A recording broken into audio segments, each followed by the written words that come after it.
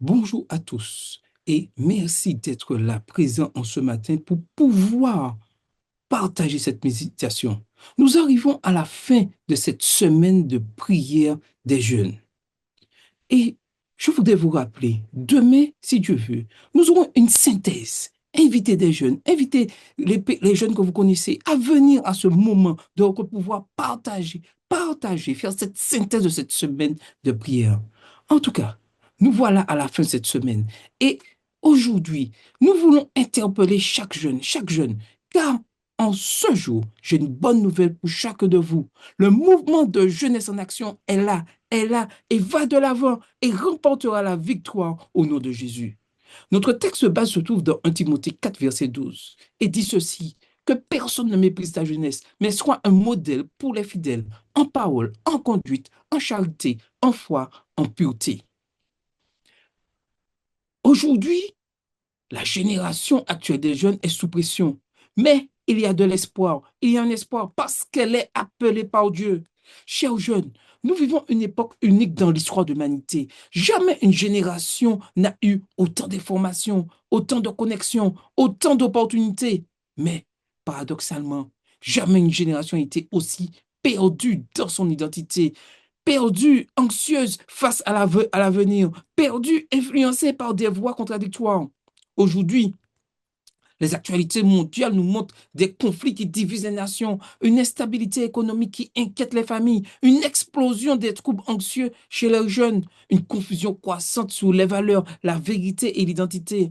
Le monde, oui, le monde crie, devient quelqu'un, mais il ne sait même plus définir ce qu'est quelqu'un.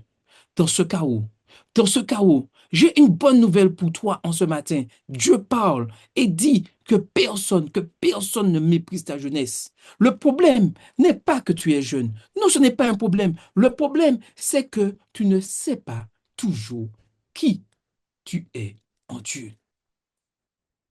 Tu n'as pas besoin d'être validé. Tu dois être un modèle. Le monde fonctionne sur la validation. Des likes, des vues, commentaires, popularité. Oui, le monde t'offre tout ceci. Si on t'applaudit, tu te sens exister, tu sens que tu existes. Si on t'ignore, tu te sens complètement inutile. Mais Dieu, aujourd'hui, renverse ce système. Il veut renverser ce système avec ton aide. Il ne te dit pas, sois accepté, non. Il te dit simplement, sois un exemple. Même si on te critique, même si on te rejette, même si on ne te comprend pas, tu n'as pas besoin. Tu n'as pas besoin d'être approuvé pour être utilisé par Dieu.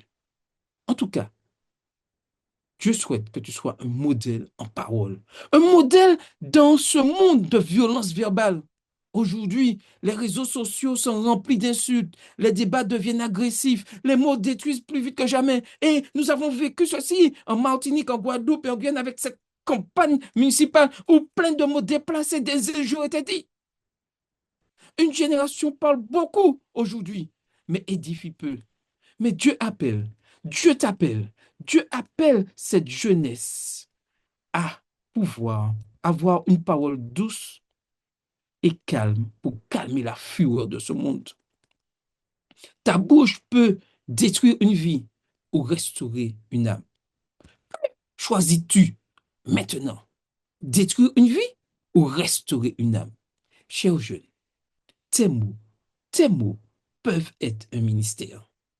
En tout cas, le Seigneur souhaite que tu sois un modèle de conduite dans ce monde, je dirais, d'hypocrisie. Le monde est fatigué des discours. Il ne croit plus facilement, mais il observe. Dans l'actualité, des leaders chutent, des scandales, nous voyons plusieurs scandales, des incohérences. Le monde ne cherche plus des paroles. Il cherche des preuves vivantes, des preuves vivantes. Et Dieu dit, en ce matin, Dieu dit à à toi, chers jeunes, sois un modèle dans ta conduite, à l'école, dans ta famille, sur ton téléphone. Quand personne ne te regarde, ta vie parle plus fort que tes sermons. En tout cas, sois un modèle en amour dans ce monde divisé. Nous vivons dans un monde fragmenté, tensions raciales, divisions politiques, conflits sociaux, même dans les relations, l'amour est conditionnel, le rejet est rapide, relations superficielles, et n'en parlons même pas dans l'Église. Mais Jésus te dit en ce matin, Jésus dit ceci. On reconnaîtra que vous êtes mes disciples à votre amour. On ne vous reconnaîtra pas par vos talents, par ton intelligence, par ton statut, mais par l'amour que tu porteras. Un amour qui pardonne quand c'est difficile. Un amour qui respecte même quand on est rejeté. Choisis la paix au lieu du conflit. Voilà la vraie révolution chrétienne. En tout cas, sois un modèle en foi dans ce monde incertain. Aujourd'hui, tu as peut-être peur. Beaucoup de jeunes ont peur. Peur de l'avenir, peur de l'échec, peur de ne pas réussir. Tu te reconnais dans ces mots. Mais la foi, ce n'est pas ignorer cette réalité. Elle est là, elle existe. Et on ne peut rien faire. Il faut faire avec. Mais la foi, c'est quoi malgré la réalité? Comme Daniel dans un système hostile. Comme Abraham dans l'inconnu. La foi. La foi, c'est rester debout quand tout vacille. Chers jeunes, Dieu ne cherche pas des jeunes parfaits. Il cherche, il cherche des jeunes qui lui font confiance. Sois, sois un modèle de pureté dans ce monde sans limite. Aujourd'hui, tout est banalisé. La sexualité, l'immoralité, le compromis. Ce qui choquait hier est normal aujourd'hui. Mais Dieu appelle une génération différente. Et nous voyons ce que Daniel dit. Et c'est le choix de Dieu pour toi. Daniel dit, il résolut de ne pas se souiller. Es-tu prêt à te résoudre à ne pas te souiller? La pureté, en ce matin, je te le dis, n'est pas une faiblesse. C'est une force spirituelle. C'est dire non quand tout le monde dit oui. Stop quand tout le monde continue. Dieu d'abord, même seul. Le vrai combat, le vrai combat, c'est connaître ton identité. Pourquoi certains jeunes, et des fois toi aussi, tu te sens inférieur, tu cherches l'attention, tu tombes dans l'orgueil, la dépression? Parce que, parce que tu ne sais pas qui tu es. Parce que ces jeunes ne savent pas qui ils sont. Mais la Bible déclare en ce matin, tu es choisi, tu es appelé, tu es un sacerdoce royal, tu n'es pas ordinaire, pardon. Tu fais partie d'une nation sainte. Tu es stratégique dans le plan de Dieu.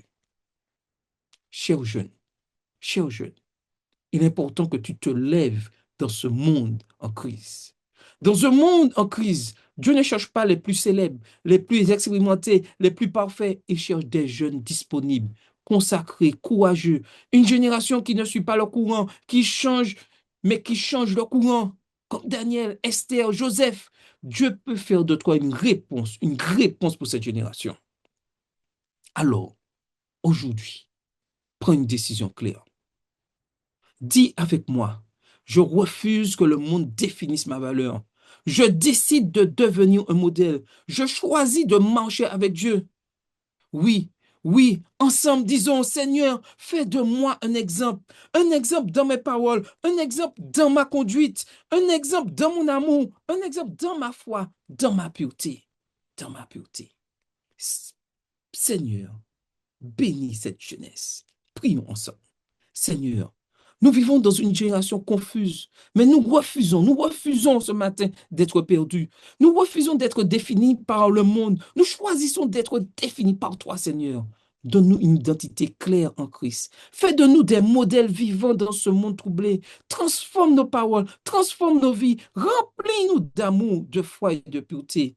Utilise cette jeunesse comme une lumière dans les ténèbres, que nous ne soyons pas spectateurs, mais acteurs de ton œuvre.